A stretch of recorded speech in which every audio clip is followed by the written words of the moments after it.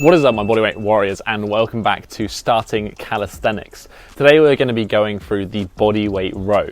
This is really the foundational movement when it comes to pulling skills with bodyweight training and is the perfect progression for those looking to achieve their pull-ups or work towards more advanced skills like the front lever. It is a horizontal pulling pattern, which means it's going to fit into that horizontal pulling slot in the Bodyweight Warrior ebook program, which you can download for free in the description down below. This movement is going to primarily focus on the lats, rhomboids, traps, rear delts, and biceps. However, there will be a good amount of posterior chain activation with the lower back, the glutes, and the hamstrings when you're trying to maintain your body in that straight line position. Please note that I will be demonstrating all of the progressions in today's video by using the rings, but that's because that is the only equipment that I have available to me to demonstrate this movement to you. You can also perform this movement on a horizontal bar, which will actually be a little bit easier than the rings because there is a slight element of instability. However, the difference in difficulty is pretty minimal. Before I jump into the progressions, I just want to go through some form do's and don'ts so we know exactly what to look out for when using all of these horizontal rowing progressions. The first and biggest mistake that I see people making with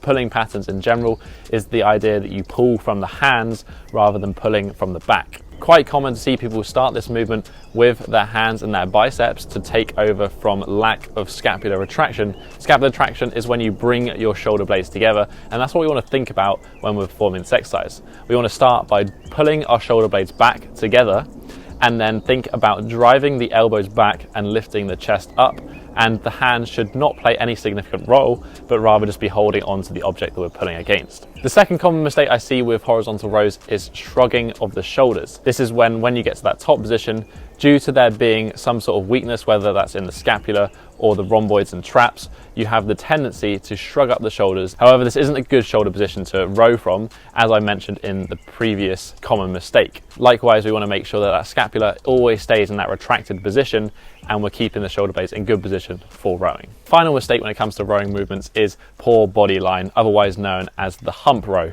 And this is when you see people kind of start from a sagged position and drive their hips through to help with a little bit of momentum when it comes to doing the bodyweight row.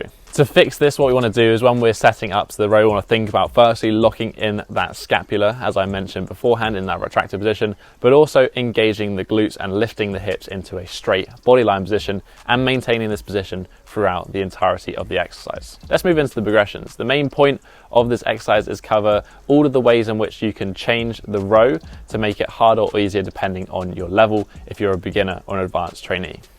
Ideally, you want to be performing somewhere between 8 to 12 repetitions of a given progression before you move to the next or harder one. The first progression I want to mention is the active hang. This progression can be performed in a rowing position or also hanging from a bar in the start of a pull-up position as well. Whilst this isn't a direct progression towards the row, it does teach that active position for the scapula of being retracted before starting the movement. So for those who are struggling with that movement pattern, it is a good cue before moving on to other positions. Imagine that if you have a bar in front of you, you're trying to bend the bar downwards into your sides. Basically, you're going to be externally rotating your shoulders and you're going to be squeezing your shoulder blades together.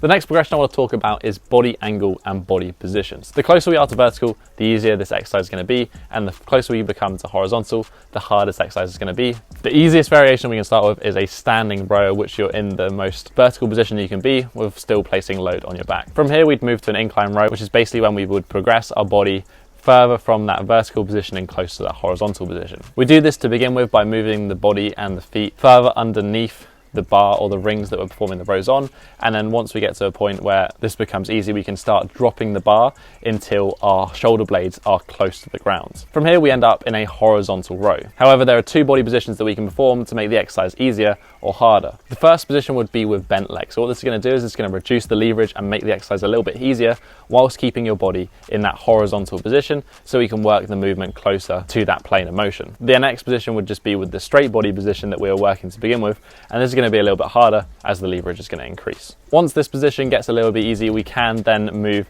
to elevate the feet which is going to make the exercise slightly harder as you're going to be placing more weight through the shoulders. However, it's also going to change the angle of the movement slightly. The final kind of leg position would be with no legs, and in this case we'll be performing a front lever row. However, I'll go into more detail when we cover the front lever in this series. The next progression we need to talk about is hand positioning.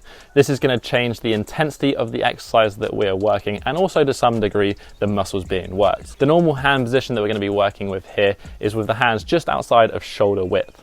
This is actually going to be the easiest progression to perform. If we move the hands out wider, then it's going to increase the intensity, and it's also going to focus more on mid, back and rear delts. This is also going to be called a Bulgarian row if we're performing it on the rings. We can also perform in a close grip variation, and this is going to focus more on the lats and rhomboids. We can perform this exercise in a supinated position, which is when the palms are going to be facing towards us, and this might give a little bit more of a bicep element to the row. However, I do find it puts the wrists and potentially elbows in a little bit of an awkward position to row, especially when fixed on a bar. You can then take this one step further and add some complexity by performing mixed grip rows, in which one hand will be supinated, so palms facing towards you, and the other hand will be pronated with the back of the hand facing towards you. This is a good progression to full supinated rows or some unilateral movements later on in these progressions. The next hand position to mention is the false grip, and this is where instead of placing the hand in the middle of our grip, we're actually going to place most of the load through the crease that starts between our palm and our wrist. What I'll do is I'll link down below to a full video that I've covered about the false grip row if you want to learn more. But this is an essential position when it comes to learning things like the ring muscle up later on in your training. The final position, and I think the most anatomically comfortable position to perform the rowing movement in, is the neutral grip row, and this would have to be performed on rings or if you have some special bars. So we can take any of these body positions and any of these hand positions and combine them together to achieve the results that we want to achieve. Once this becomes too easy for you, just like the push-up video I covered, we can take this bilateral row, so that's when we're using both arms at the same time, and perform it in a unilateral manner. So we're going to put more emphasis on one side. The most obvious progression is the archer row, in which you perform a rowing movement with one arm bending and the other arm remaining completely straight. This is actually a really great progression and also accessory exercise for those looking to achieve the one arm chin up. One of the easiest ways to scale this exercise is going to be with that adjustment of body angle, and then also that body position working the bent leg and also straight leg variation that we covered earlier. The next step on from this would be removing that assisting straight arm and performing pure one arm rows. Just like the one arm push up, this is going to involve a little bit of a twisting motion in the torso, so it's going to activate a little bit more core, and it's also just going to purely load that one arm to make this exercise pretty difficult. Finally, let's talk about additional equipment that you can use with the row. The most obvious one, and demonstrated in this entire video, is the use of rings. I actually recommend to people that they perform their pulling movements on rings, because what this does is it allows the hands to move more freely and more naturally when you're performing these row movements, and it doesn't fix your wrists in an awkward position, which you might get when you're using a bar, especially with that mixed grip and supinated versions. Plus, it makes performing movements like the archer and one arm rows a little bit nicer and more fluid. Next would be the addition of weight to the bodyweight row, although this is a less common progression.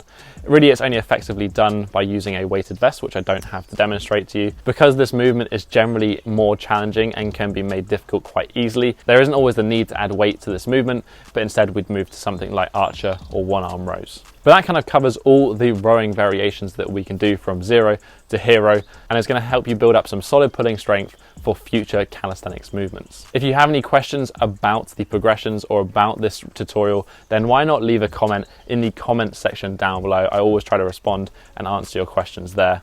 If you're enjoying this Starting Calisthenics series, why not hit that thumbs up button and support the channel. While you're down there, you can also hit that subscribe button and join the Bodyweight Warrior Tribe so you don't miss out on any more of the Starting Calisthenics videos. But that has been it for this week, guys. Have a strong week and peace.